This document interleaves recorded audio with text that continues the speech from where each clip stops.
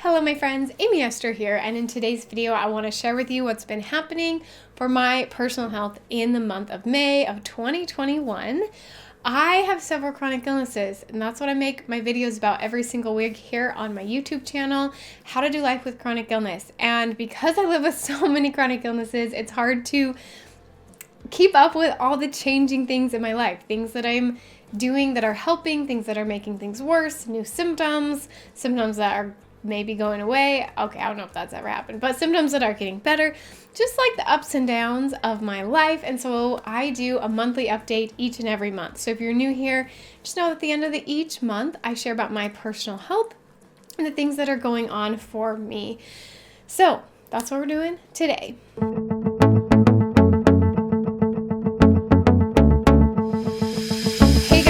Welcome back to my channel. If you're not subscribed, make sure you hit that subscribe button, you guys. It helps my channel out so much. And if you would please hit the like button whenever you enjoy one of my videos.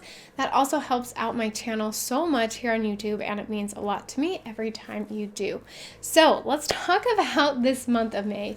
Now, first of all, just overall, I have been so tired. I've been exhausted. I feel like I've had no energy this month, and I just want to lay around all day, every day. But as you know, if you have been here in the last month, that I am moving, and that is a big project. That takes a lot of energy, and we are moving twice. So officially closed on both houses, and we are moving twice, which is gonna be rough. We're moving out of this house in less than 2 weeks, and we will be in living with some family for about a month, and then mid-July we will move into our new house.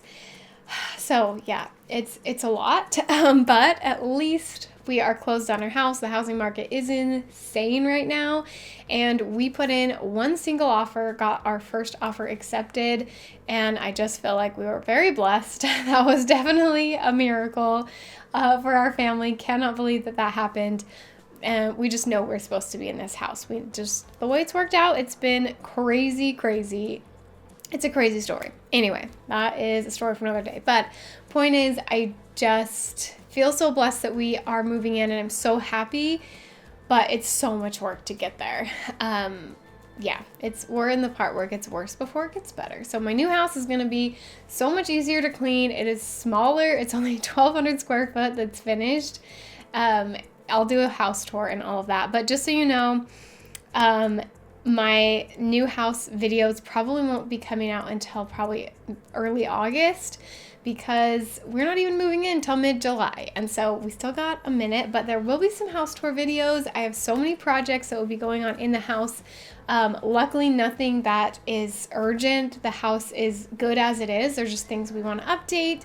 The house is about 11 years old, so it's not super old, but it's just little cosmetic updates we want to do, and then there's an unfinished basement, so we'd like to finish that eventually too. I shouldn't say we. My husband will be doing that, but I do have projects to do, but I can take as long as I want because it's my house.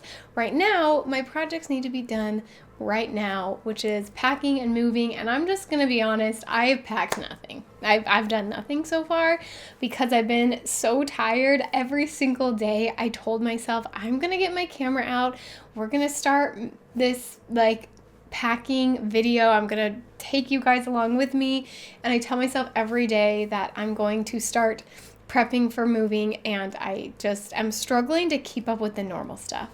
And by the time I finish the normal stuff, I'm so exhausted and tired.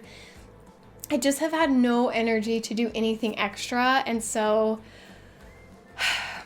yeah, I just know I'm going to wait till the last minute, and then I'm going to do it all in 2 days, because that's how I go sometimes, because it's all in my head, right? It's totally mental on whether I get things done or not, because I feel physical pain, and if it's urgent and it needs to happen right now, I can get myself to do it. I'm in a lot of pain, but I can force myself to do it. But when I have this stretched out amount of time and I'm not feeling great, it's hard to motivate myself to do something.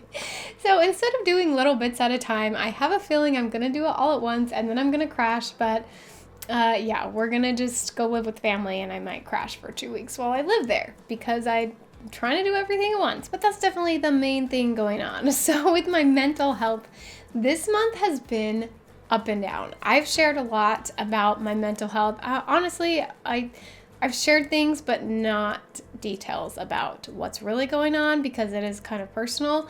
But my mental health has been going on a roller coaster this month. I have been doing EMDR, which is a pretty intense therapy.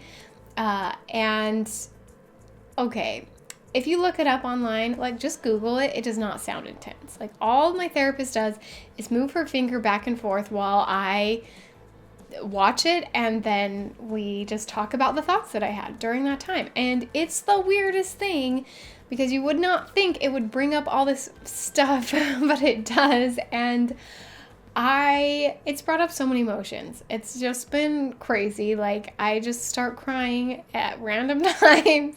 Like I literally started crying, just bawling my eyes out the other day. And as I'm going through this EMDR, I'm like in the middle of the worst of it, and then my grandpa passes away. And then I've just been crying a lot, okay? Just like tears just come up all the time. And that was there's just a lot going on with that, and the stress of moving, and I'm doing EMDR, and my grandpa's passing, and just like all of that. I feel like it's been a very stressful month and a very like up and down month. Like I've had some really big highs, especially doing this EMDR, places where I'm like, oh my gosh, I've got to such a good place. And then I've had some really lows, but I feel like I'm on the path to things getting better and healing my mental health. I mean, it's always a journey. Like it never really ends. But if you guys are interested though in me sharing more about EMDR, I'm kind of in the thick of it right now, so not a good time to share about it. But once I've kind of done it and got through it and learned some things about it, I would be happy to do a video about EMDR. So let me know in the comments if you guys are interested in learning more about EMDR. I'm happy to share my experience and my knowledge of it. And let's talk about food as well. So if you've watched any of my updates recently, I talked a lot about food. I'm not going to go into the details in this video, but I have had a lot of problems with food because I live chronically ill and everything I eat makes me sick, and healthy food makes me sick, and unhealthy food makes me feel good sometimes, and sometimes it makes me sick, and I just feel like I cannot get balanced with food. So I've been working on my mental health around it, and my life coach, I get a lot of help for my mental health, if you can't tell. I go to therapy. I also have a life coach, which is super helpful, and I talked to her a lot about food this month. And the main thing that we've been working on is like adjusting my brain and my thoughts around good food versus bad food, where I just always label things as good and bad, and food is just food. And so that's what we've been working on this month. It's just food. It's not good. It's not bad. Someone tells me, I cannot believe you eat gluten. That is the worst thing in the world for this chronic illness and this and this and this. You should never eat that. And I do fine with it, and then I feel bad because I'm eating it and people tell me not to. But the thing is, every single food that I've ever eaten, someone has told me it's wrong and you shouldn't eat that.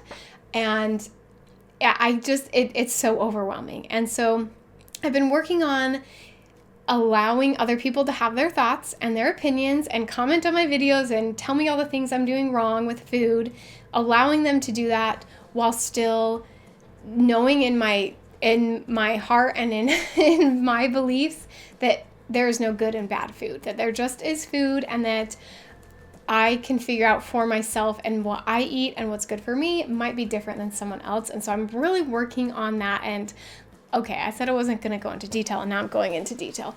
I will do more detailed videos about this.